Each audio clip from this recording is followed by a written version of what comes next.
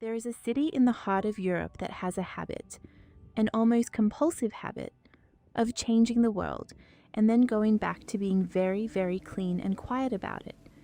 Its name is Zürich. It gave the world the Protestant Reformation, then Dadaism, then modern banking. It sheltered Lenin. It buried James Joyce. Its streets are immaculate. Its lake is crystalline. And underneath its most famous shopping street, one of the most expensive streets on earth, runs an underground river that has been flowing since long before the Romans arrived. Zurich doesn't shout, it delivers. And then it has a very good coffee. Welcome, let's begin. Zurich is Switzerland's largest city, home to around 450,000 people within the city limits, and nearly 1.4 million in the greater metropolitan area. It sits at the northern tip of Lake Zurich, where the Limmat River flows out of the lake and cuts through the old town before heading north. First-time visitors are often struck by the same thing. It is staggeringly beautiful and staggeringly expensive, and yet somehow doesn't feel intimidating. The old town, the Altstadt, tumbles down both banks of the Limmat in a tangle of guild houses, narrow alleyways, church spires, oriel windows, and hidden courtyards. It feels like a city that has been lived in, loved in, and argued over for a very long time, which it has. Human beings have been living on the shores of Lake Zurich for approximately 7,000 years. Prehistoric pile dwellings, ancient stilt houses built over the water, lined the lakeshore from around the 5th to the 1st millennium before Christ. The remains of these settlements have been wonderfully preserved in the lake bed mud. Near the Opera House, archaeologists even discovered one of the oldest wooden doors ever found anywhere in the world. Then the Romans arrived. In 15 BC, they established a customs post at this strategically vital river crossing. They called it Turicum, and we know this name not from a grand inscription, but from something far more poignant, a gravestone. A Roman infant named Lucius Aelius Urbicus died here in infancy, and his tombstone, inscribed with the word Turicum, is the earliest written record of Zurich's ancient name. You can still find a copy of this tombstone on the path up to the Lindenhof hill. The Lindenhof itself, a serene elevated park at the heart of the old town, has been continuously known and used since 80 BC. It was a Roman fort, a Carolingian royal palace, and today it is the place where Zurich's citizens come to play giant chess and watch the light change over the rooftops. It is, as the city's tourism board puts it with some understatement, regarded as the origin of Zurich's history. Through the medieval period, Zurich grew into a prosperous trading and textile city. The silk industry took root here and made the city wealthy. Powerful guilds controlled commerce and politics. The landmark churches that define the Zurich skyline today began to take shape. The twin-towered Grossmünster on the east bank and the Fraumünster on the west. The Fraumünster, Women's Minster, was founded in 853 AD by Louis the German as a gift for his daughter. The abbey grew so powerful that its abbess essentially ruled the city for centuries, controlling markets, toll bridges, and civic life. The year 1519. A priest named Huldrych Zwingli steps up to the pulpit of the Grossmünster and begins to preach in a way no one has heard before. He does not follow the prescribed liturgy. He opens the New Testament at Matthew, chapter 1, and begins to work his way through it, word by word, verse by verse, in plain German that anyone can understand. This was radical. This was dangerous. This was the Swiss Reformation. Zwingli, a contemporary of Martin Luther, though the two men would later clash furiously over theology, railed against papal corruption, against the selling of indulgences, against mercenary warfare, and against the vast wealth of the Catholic Church. He debated a papal representative sent from Rome in open public disputation and won.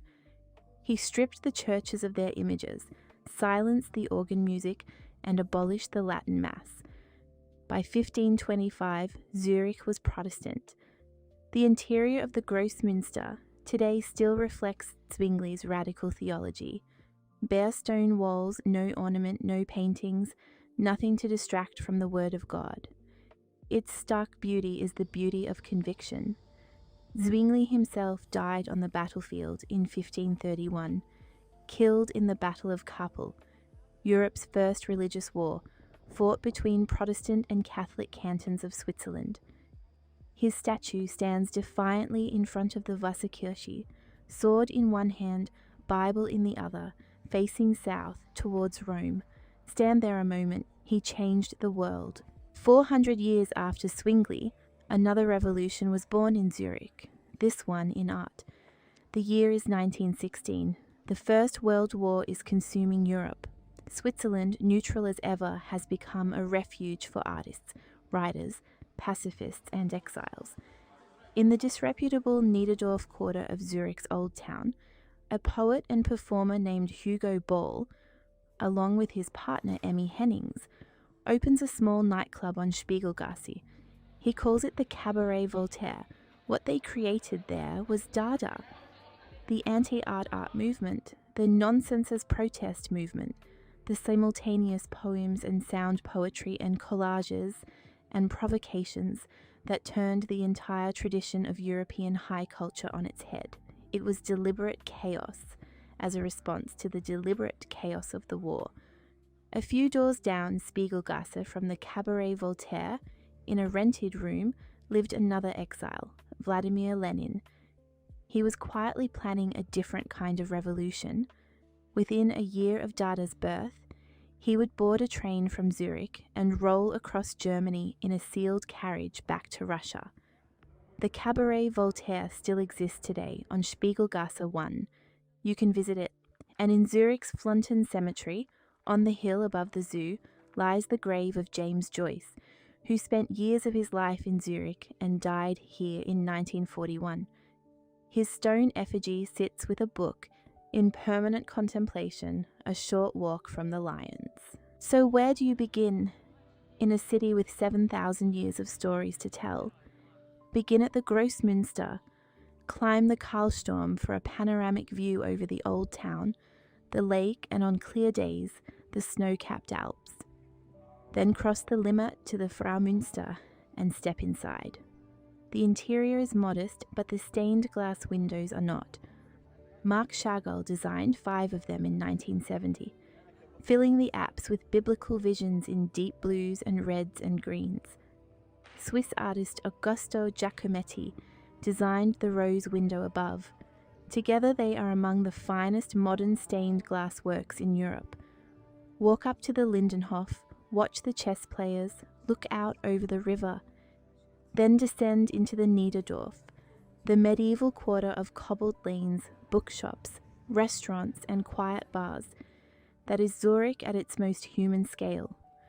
The Swiss National Museum, right behind the main train station, is unmissable, a castle-like building that houses the most comprehensive collection of Swiss cultural history in existence, with special exhibitions alongside a permanent free Zurich gallery. For art, the Kunsthaus is one of the finest art museums in Europe. It holds the largest Edvard Munch collection outside of Norway, significant Picassos, a Chagall Hall, and major works by Claude Monet, alongside the greatest collection of Swiss painters anywhere, including the visionary and somewhat disturbing Johann Heinrich Füssli. And then there is the Bahnhofstrasse, one of the most exclusive shopping avenues in the world, running from the main station down to the lake. Beneath it runs a buried river. Beneath that, in the vaults of the banks lining its length, lies an estimated 2,000 tons of gold. More gold per square kilometre, it is said, than almost anywhere else on Earth. One final surprising fact: Zurich has more public drinking fountains than any other city in the world, over 1,200 of them. The water is clean, cold, and free. Drink from them. The Romans, who also drank from a spring on this very ground, would have approved. Zurich is, by most measures, one of the finest cities in the world to live in. It consistently ranks first or second in global quality of life indices. Its public transport is legendary. Its lake is swimmable in summer. Its mountains are visible on winter mornings, white and improbable above the rooftops. And yet what lingers is not the efficiency, or the banking, or the chocolate. It is the sense that this small city on a river has, again and again, been the place where something world-changing began quietly. A priest reading the New Testament in plain German. Artists making nonsense poetry in a nightclub while a war burned outside. An exile in a rented room studying train timetables. The revolutions of Zürich are not made with noise, they are made with conviction. Come and see.